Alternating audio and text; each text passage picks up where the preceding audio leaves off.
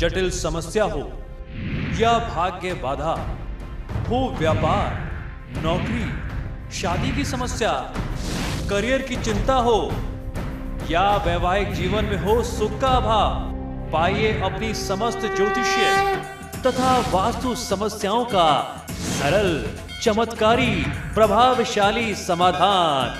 एक जाना माना और विश्वसनीय नाम, आचार्य पंडित श्री वैभवनाथ शर्मा जी, काशी के 400 वर्ष पुराने प्रतिष्ठित और अंतरराष्ट्रीय ख्याति प्राप्त राज ज्योतिषी परिवार की 8वीं पीढ़ी के ज्योतिषी और वास्तु शास्त्री आचार्य पंडित श्री वैभवनाथ शर्मा जी के द्वारा व्यक्तिगत या फिर फोन पर अपॉइंटमेंट लेने के लिए कॉल करें 9818-300-146, 9990-724-131 या फिर ईमेल करें sharma.vaibhav@gmail.com पर। तो ये तो था 12 राशियों का राशिफल। फिलहाल यहाँ रुकेंगे एक ब्रेक के लिए। ब्रेक के बाद आचार्य जी बताएंगे आज का महा उपाय, जिसमें जानेंगे नाखून देखकर आप आने वाली खुशखबरी कैसे पता चलती है। बने रहिए हमारे साथ।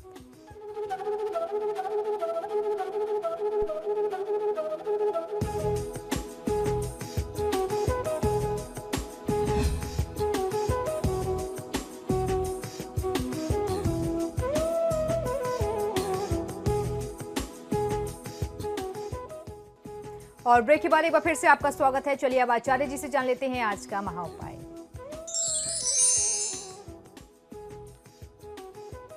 जी बिल्कुल, आज के महा उपाय में हम लोग चर्चा करने वाले हैं नाखूनों से कैसे हम जान सकते हैं आने वाली अच्छी या बुरी खबर के बारे में, खासतौर पर खुशखबरी के बारे में। देखिए, हमारे धर्मशास्त्रों में हमारे पुरातन ऋषि मुनियों ने बहुत सारे अनुसंधान किए, बहुत बड़ी बड़ी रिसर्चेस करके रखी हुई हैं, जिससे आज तक अभी तक हम लोग अनजान हैं। आने वाले भविष्य के बारे में भविष्य कथन की बहुत अलग अलग सुविधाएं हैं। बहुत सारे लोग मैंने ऐसा भी देखा है कि बहुत सारे लोग जो है आपके घर में आते हैं और सिर्फ थोड़ा सा कच्चा चावल लेकर के देख करके सारा फलादेश आगे और पीछे का करके चले जाते हैं, भूत भविष्य वर्तमान बता करके चले जाते हैं। इसी प्रकार जो समुद्र शास्त्र है वो हमारे शरीर के लक्षणों से जुड़ा हुआ है।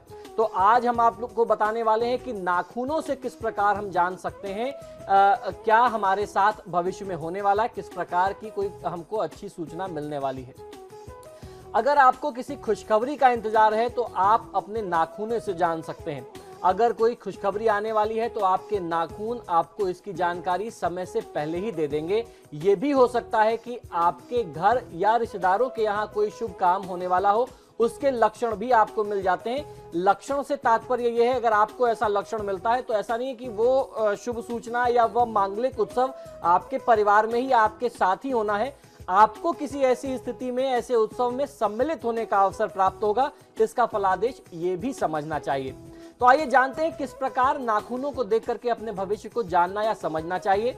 नाखूनों पे जो उभरे से निशान होते हैं उनसे हमें अपने भविष्य के बारे में जानकारी मिलती है। तो उन निशानों का अध्ययन जो है वो बहुत ध्यान से करना होगा। अपने अंगूठों के नाखून को देखिए, इस पर अर्धचंद्र यदि बना हुआ है तो समझ लीजिए कि निकट भविष्य में आपके घर में कोई शुभ काम होने वाला है या कोई खुशखबरी आपको मिलने वाली है या परिवार में कोई मांगलिक उत्सव होने वाला है। अगर चंद्रमा का आकार छोटा है तो खुशखबरी आने वाली है, लेकिन कुछ समय तक आपको इसके लिए इंतजार भी करना पड़ सकता है। उसमें कुछ विघ्न, कुछ बाधाएं भी आ सकती हैं, ऐसा अर्थ समझना चाहिए। अंगूठों के नाखून के अलावा अन्य उंगलियों के नाखून को भी अलग अलग प्रकार से देखा जाता है, उस पर भी संकेत मिलते हैं। मध्यमा उंगली यानी मिडिल फिंगर पर अर्धचंद्र का उभरना बताता है कि जल्दी ही कहीं ना कहीं से आपको धन लाभ होने वाला है। जो लोग प्रमोशन या कार्यक्षेत्र में उन्नति की आशा लगाए बैठे हैं, उन्हें तर्जनी उंगली को देखना चाहिए। तर्जनी उंगली पर अर्धचंद्र दिखे तो समझ लीजिए कि उन्नति की चाहत आपकी जो है वह पूरी होने वाली है। हस्तरेखा विज्ञान के अनुसार अनामिका उंगली यानी रिंग फिंगर के नाखून के बीच तक अगर अर्धचंद्र की आकृति बनने पर मान सम्मान एवं सामाजिक मान प्रतिष्ठा बढ़े, पुरस्कार मिले, ऐसी स्थिति होती है।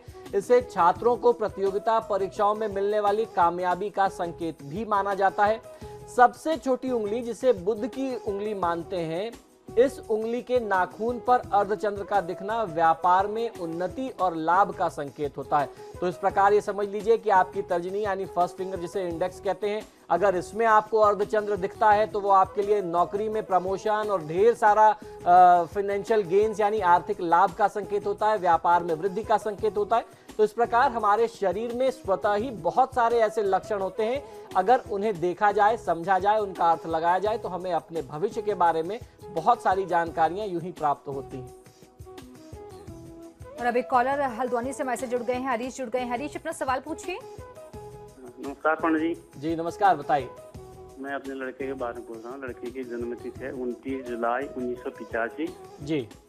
जन्म है शाम को 3:19 जी। और जन्म स्थान है बागेश्वर। जी। इसके विवाह के संबंध में पूछ रहा हूँ कब तक। जी, देखिए इनकी जन्मपत्रिका के अनुसार चंद्रमा की महादशा में राहु की अंतर्दशा है। राहु इनके लिए विघ्नकारी हैं और जहां तक इनके विवाह की बात करें तो 18 नवंबर 2015 के बाद यानी अब से लगभग 1 साल के बाद ही इनके विवाह का संयोग बनेगा। राहु की अंतर्दशा समाप्त होगी और बृहस्पति का संयोग आएगा, तब इनके लिए विवाह का एक अच्छा समय होगा। वर्तमान समय में इनको भगवान शिव की पूजा आराधना करनी चाहिए, उससे इनको बहुत अच्छा फायदा मिल सकता है। और अब एक कॉलर भीलवाड़ा से मैसेज जुड़ गई हैं, भगवती जुड़ गए हैं। भगवती, अपना सवाल पूछिए। हाँ जी, गुरुजी प्रणाम। जी नमस्कार, बताइए। हाँ मैम, मैं मेरे बेटे के बारे में पूछना चाहती हूँ। उसका जन्म मतलब 1995 19 अगस्त और सुबह 5 बजे का जी बड़ी सादड़ी में हुआ, मतलब चित्तौड़ जिले में जी। तो उसके भविष्य के बारे में जानना चाहती हूँ। उसको आगे पढ़ाई करवावे या क्या करवावे, उसके बारे में जानना चाहती हूँ। जी, देखिए पढ़ाई निश्चित करानी चाहिए। पढ़ाई के लिए कभी ज्योतिष या हमारा धर्मशास्त्र मना नहीं करता है। हाँ, ये जरूर मानता हूँ कि इनकी कुंडली से पढ़ाई में कहीं विघ्न आने के संकेत मिलते हैं। राहु की महादशा में बृहस्पति की अंतर्दशा है और राहु की दृष्टि जो है वह इनके ज्ञान स्थान पर बनती है, तो महादशा में वो निश्चित ही अनिष्ट करेगा, अपना प्रभाव दिखाएगा। पढ़ाई में कोई एक विघ्न आ सकता है, लेकिन उस विघ्न से डर करके पीछे हटने की आवश्यकता नहीं है। बृहस्पति की जो अंतर्दशा है और ज्ञान भाव जो बृहस्पति का है, वह इस मामले में इनकी बाधा को रोक भी सकता है। अगर भगवान विष्णु की पूजा आराधना हम लोग बहुत मन से करें, ये जातक स्वयं भी करें, तो बहुत कुछ करने की आवश्यकता नहीं है। विद्यार्थी हैं, विद्यार्थी का काम है विद्या अध्ययन करना। बहुत ज्यादा पूजा पाठ में उनको मैं खुद अपनी तरफ से इन्वॉल्व नहीं करता। इनके लिए आवश्यकता है कि भगवान विष्णु का मंत्र ओम नमो नारायणाय रोज सिर्फ 108 बार ये जाप कर लिया करें। 5 मिनट का समय लगता है। अगर 108 बार नहीं भी कर सकते तो उंगलियों पर गिन करके 11 या 21 बार कर लें। आप परिवार के लोग, अभिभावक होने के नाते आप इस बच्चे के लिए भगवान विष्णु की पूजा आराधना करिए, कोई विघ्न बाधा नहीं आएगी। पढ़ाई बहुत अच्छी होगी, भविष्य बहुत उज्जवल है। अभी कॉलर सिद्धार्थ नगर से मैसेज जुड़ गए हैं। जी, अपना नाम बताइए, फिर सवाल पूछिए। आचार्य जी प्रणाम, दुर्ग विजय यादव बोल रहा हूँ। जी बताइए। आचार्य जी प्रणाम। जी सुन रहा हूँ, बताइए। आचार्य जी, हम अपने लड़की के बारे में पूछना चाह रहे हैं। लड़की का डेट ऑफ बर्थ है जी 15 अगस्त 95 रात के 2 बजे जी। और उसके भविष्य के बारे में सर जानकारी करना चाह रहे हैं। जी बिल्कुल, जन्म स्थान बता दें। जन्म स्थान गोरखपुर है सर। जी, देखिए इस जातक की जन्म पत्रिका के अनुसार शुक्र की महादशा में शनि की अंतर्दशा चल रही है। शुक्र की जो स्थिति है इनकी कुंडली में, वह 5वें और 12वें भाव में के स्वामी हैं और लग्न में बैठे हुए हैं। जहां तक इनके भविष्य की बात करें तो इनका जो उज्जवल भविष्य दिखाई देता है हमें, उसमें कहीं ना कहीं कुछ बाधा भी आ सकती है, कुछ बाधा आती दिखाई देती है। यूं कहा जाए कि अगर इस बाधा को दूर कर लिया जाए तो फिर इनका भविष्य बहुत उज्जवल, बहुत सुनहरा हो सकता है। तो सबसे पहले इनके लिए आवश्यकता है कि शनि और राहु केतु इन 3 ग्रह का जाप करा करके शांति कराइए। उसके अलावा कुछ करने की आवश्यकता नहीं है। पढ़ाई, करियर, हर क्षेत्र में बहुत अच्छी सफलता इनको मिलेगी। और अब एक कॉलर विष्णु मैसेज जुड़ गए हैं। विष्णु, अपना सवाल पूछिए। मैं अपनी लड़की के संबंध में पूछना चाहता हूँ। लड़की की शादी कब होगी, उसके लिए सोच रहा हूँ। जी बिल्कुल, आप जन्म विवरण बताएं। लड़की का जन्म है 3 अगस्त जी 1989। जी। समय और स्थान बताएं। समय करौली से है जी सुबह 3:15। जी। देखिए, इनकी जन्म पत्रिका के अनुसार शुक्र की महादशा में केतु की अंतर्दशा का समय है, तो इस समय में बात जरूर चलेगी, लेकिन कहीं ना कहीं से उसमें विघ्न आएगा, बात बन नहीं पाएगी। इनकी कुंडली ये बताती है कि 26 नवंबर 2015 के पहले इनकी कुंडली के अनुसार विवाह का कोई योग इस जातक के लिए नहीं बनता है। इनके लिए सबसे ज़्यादा अच्छा होगा, क्योंकि शुक्र की महादशा है, सबसे ज़्यादा ध्यान हमको उस दशा का लाभ लेने के लिए, शुक्र को बलि बनाने के लिए करना चाहिए। उसकी जितनी अच्छी ऊर्जा होगी, जितना शुभत्व शुक्र को मिलेगा, उतना अच्छा लाभ हमें मिल सकता है। तो ऐसे में देवी की पूजा आराधना करना, चाहे वह देवी दुर्गा हो या देवी पार्वती हो, उनकी पूजा आराधना करना, क्योंकि माँ पार्वती का स्वरूप ही सौभाग्य के लिए पूजा जाता है। उन्हीं को हम लोग मंगला गौरी मान करके पूजते हैं। तो देवी पार्वती की पूजा आराधना इस जातक को करना बहुत अच्छा फायदा देगा। और उसके साथ साथ आप पार्वती मांगल्य, जो तुलसीदास जी ने लिखी, गीता प्रेस की दुकानों पर उपलब्ध है, पार्वती मांगल्य का ये कन्या पाठ करे और मंगला गौरी स्त्रोत का पाठ करे। बहुत अच्छा वर, बहुत अच्छा घर मिलेगा, समय से इनका विवाह हो जाएगा। और अब एक कॉलर हमारे साथ लखीमपुर से जुड़ गए हैं, राम जी जुड़ गए हैं। राम जी, अपना सवाल पूछिए। जी, हम अपने राशिफल के बारे में जानना चाहते हैं। जी बताइए। जी, हमारा जन्म है 1 मार्च 1985।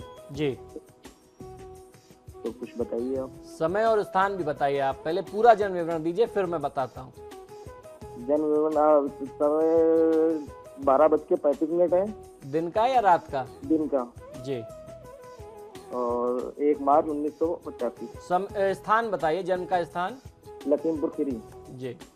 देखिए, आपकी जन्म पत्रिका के अनुसार बृहस्पति की महादशा में शुक्र की अंतर्दशा चल रही है। ये समय आपके लिए स्वास्थ्य के लिहाज से या धन के लिहाज से थोड़ा सा कष्टकारी भी हो सकता है, क्योंकि इस स्थिति को आंशिक रूप में जो आपके लिए बृहस्पति और शुक्र का संयोग बन रहा है, जिन भावों के वो स्वामी हैं, इस स्थिति को आंशिक तौर पर मार्केश भी बोलते हैं। तो इस समय में काम में भी कोई बाधा आएगी, काम भी बिगड़ेगा, बनते काम बिगड़ेंगे, स्वास्थ्य प्रभावित होगा, धन का नाश होगा, चोट चपेट, एक्सीडेंट इत्यादि की स्थिति बनेगी।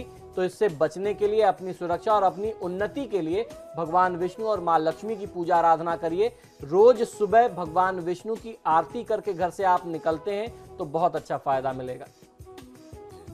तो इसी के साथ ही हमारे आज के कार्यक्रम में फिलहाल इतना ही। बहुत बहुत शुक्रिया आपको दर्शकों में कॉल करने के लिए। आचार्य जी, आपका भी बहुत बहुत शुक्रिया स्टूडियो में आने के लिए। धन्यवाद। तो आपके सितारे में फिलहाल इतना ही, लेकिन खबरों के लिए देखते रहिए समाचार प्लस। नमस्कार।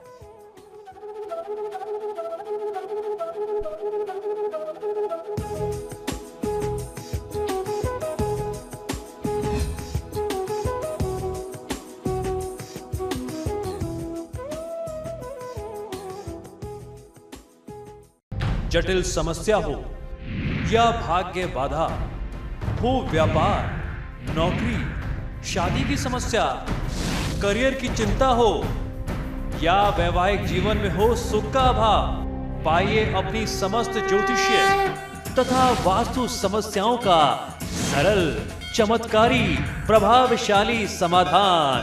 एक जाना माना और विश्वसनीय नाम, आचार्य पंडित श्री वैभवनाथ शर्मा जी। काशी के 400 वर्ष पुराने, प्रतिष्ठित और अंतरराष्ट्रीय ख्याति प्राप्त राज ज्योतिषी परिवार की 8वीं पीढ़ी के ज्योतिषी और वास्तु शास्त्री आचार्य पंडित श्री वैभवनाथ शर्मा जी के द्वारा व्यक्तिगत या फिर फोन पर अपॉइंटमेंट लेने के लिए कॉल करें 9818 300 146, 9990 724 131 या फिर ईमेल करें sharma.vaibhav@gmail.com पर।